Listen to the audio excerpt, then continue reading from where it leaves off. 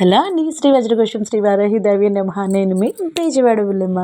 వారాహి గుప్త నవరాత్రుల్లో రెండో రోజు పూజ అండ్ అలంకారం మీకు చూపిద్దామని మళ్ళీ వచ్చేసాను.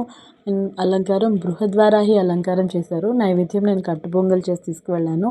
మనం వెళ్ళంగానే సాక్షాత్తు ముందు అమ్మవారు అనమాట కనకదుర్గమ్మవారి దర్శనం ఇస్తారు. పక్కన వారాహి మాత దర్శనమిస్తారు. మన వారాహి మాత దగ్గరికి వెళ్ళి ముందు దీపారాధన మా ఇంటి ఆయనతో ఈ 9 రోజులు ఆయనతోనే చేద్దాం అనుకుని డిసైడ్ అయిపోయాను. ఇంట్లో నేను చేసి అక్కడ టెంపుల్లో ఆయన చేస్తున్నారు. ఇంట్లో ఎవరు చేసినా చేయకపోయినా ఇంటి యజమాని దీపారాధన పూజ చేస్తే అది మొత్తం ఇంట్లో అందరికీ వస్తుందని మా అత్తగారు చెప్పేవాళ్ళు. అందుకే దీపారాధన ఎక్కువ ఆయనతోనే చేయిస్తూ ఉంటాను. అన్నీ రెడీ చేసి పెట్టి మాతో పాటు మా చిన్న తోడికోడలు మా మరిది అమర అండ్ మధు వీళ్ళు కూడా 9 రోజులు వస్తాననుకున్నారు. 9 రోజులు నైవేద్యం నాతో పాటు తీసుకొస్తుంది తను కూడా. అమ్మవారి అలంకారం చూడండి ఎంత చూడముచ్చటగా ఉన్నారు కదా.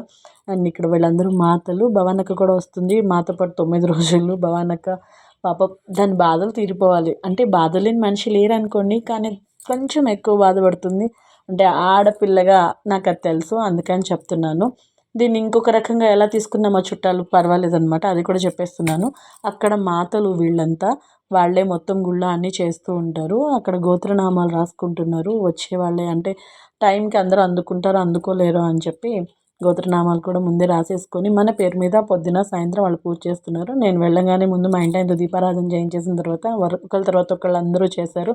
మన దీపారాధన అయిపోయిన తర్వాత వాళ్ళ పూజ అయితే స్టార్ట్ అవుతుంది. సో వాళ్ళ పూజ నాతో పాటు మీరు కూడా చూడండి.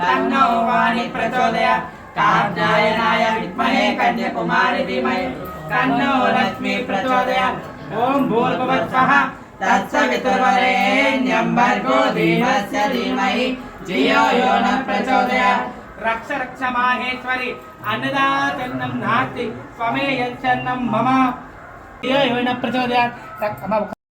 అమృతమస్తు అమృతమస్తు అమృతమస్తు. ఓం ప్రాణాయ స్వాహ ఉపానాయ స్వాహ. ఓం మహానైవేద్యం సమర్పయామి. బృహద్వారాహి మహానైవేద్యం సమర్పయామి. సాయంకాల పూజే మహావారాహి దేవే దీప ధూప నైవేద్య మంత్ర పుష్ప మహానైవేద్యం సమర్పయామి.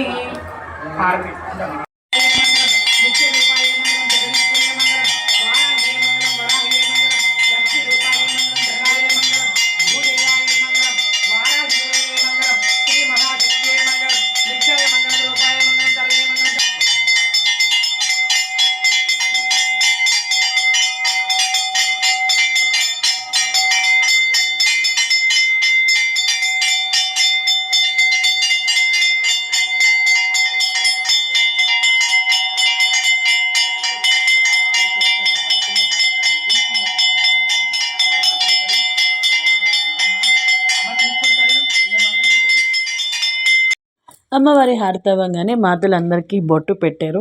అందరికీ బొట్టు పెట్టి తాంబూలం ఇస్తారనమాట. నేను వెళ్ళిన రోజు నుంచి చూస్తున్నాను. అమ్మవారు వాళ్ళు బొట్టు పెట్టి మనకి తాంబూలం ఇచ్చి మనల్ని ఆశీర్వదిస్తారు. సో ఒకళ్ళ తర్వాత ఒకళ్ళు నా వీడియో చూసే మా తోటికోడలు వాళ్ళు అక్క వాళ్ళు వస్తున్నారండి. వాళ్ళు మళ్ళీ వాళ్ళకి తెలిసిన వాళ్ళు మళ్ళీ వాళ్ళు చూసి వాళ్ళు కూడా వస్తున్నారు అప్పుడు. ఇంతమందికి అమ్మవారి దర్శనం మన వల్ల అవుతుందంటే మామూలు మాటలు చెప్పండి. అండ్ ఈ టెంపుల్ వచ్చేసి విజయవాడ వైఎస్ఆర్ కాలనీ అనమాట. వైఎస్ఆర్ కాలనీ లోపలికి వచ్చేసేసి ఇలా కాళికామాత వారాహి మాత గుడి అని ఎవరు అడిగినా సరే వాళ్ళు చెప్తారు. అంటే అడ్రస్ చాలామంది అడుగుతున్నారు, అందుకనే చెప్తున్నాను. అండ్ విగ్రహం గురించి అడిగారు, నేను అది ఇంకో వీడియోలో చెప్తానండి, ఖచ్చితంగా చెప్తాను దాని డీటెయిల్స్ అన్నీ మీకు.